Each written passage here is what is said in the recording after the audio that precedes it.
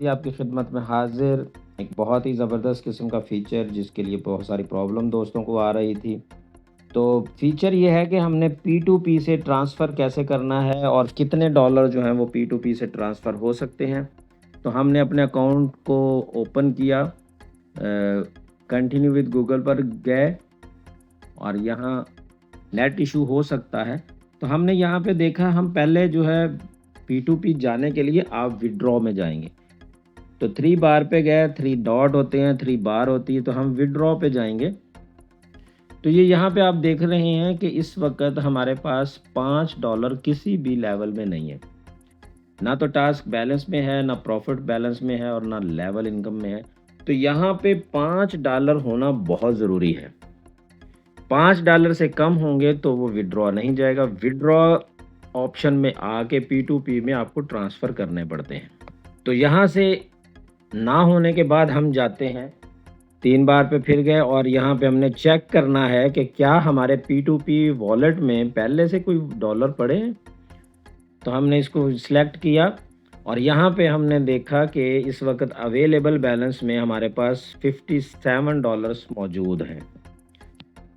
तो अब हम यहाँ पे डेबिट वॉलेट में जाएँगे और यहाँ पे हम चूज़ करेंगे, ये देखें यहाँ पे री-इन्वेस्ट है, बाय कार्ड है, P2P ट्रांसफ़र है। री-इन्वेस्टमेंट का मतलब होता है कि आप यहाँ क्लिक करेंगे तो आपकी री-इन्वेस्ट हो जाएगा।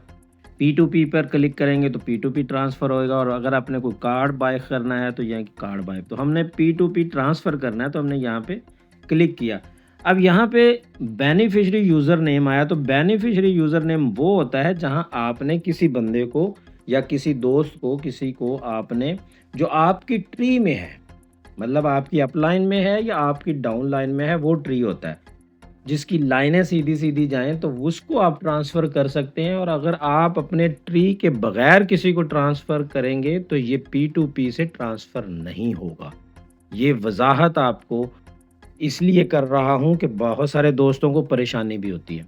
तो हमने अपनी ट्री में करना है, तो हम लिखते हैं अपने किसी बेनिफिशियरी का नाम। ये इसका बेनिफिशियरी नंबर भी आ गया, नाम भी आ गया और अब हमने इसको करना है, जितना आप करना चाहेंगे उतने करें। 57 करना चाहते हैं 57 कर दें।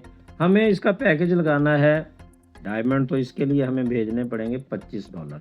तो यहाँ पे फ़ीस कोई नहीं है, डिटेक्शन कोई फ़ीस नहीं होती, जिसकी वजह से आप जितने यहाँ से ट्रांसफ़र करेंगे उतने ही उसके अकाउंट में चले जाएँगे। तो ये था कॉलम जो हमने इस वक़्त कंप्लीट करना था और इसके बाद आखिरी कॉलम के ऊपर जो हमने क्लिक करना है। अगर कोई गलती हो रही है तो क्लोज़ कर दें। अगर आप समझ रहे हैं कि ये तमाम चीज़ें मैंने अच्छे तरीके से पुट की हैं, भरी हैं, तो इसको सेव कर दें। अब जब सेव होगा तो ऑटोमेटिकली चंद सेकंड के बाद उसके अकाउंट में ट्रांसफ़र हो जाएगा जो आपने बेनिफिशियरी यूज़र नेम इस्तेमाल किया है। तो चलते हैं सेव पर। तो हमने क्लिक किया तो ऊपर आ गया योर अमाउंट डेबिट सक्सेसफुली।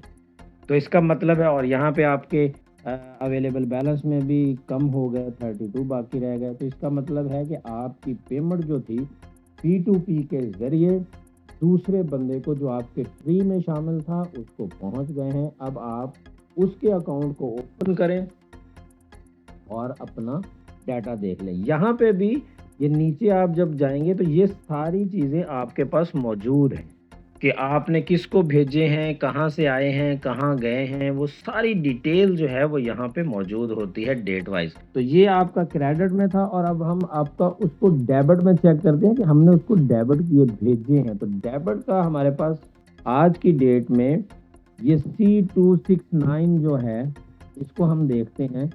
ये $25 P2P ट्रांसफ़र किए हैं और ये वॉलेट बैलेंस है और ये जनाब डेट है और इसका टाइम है।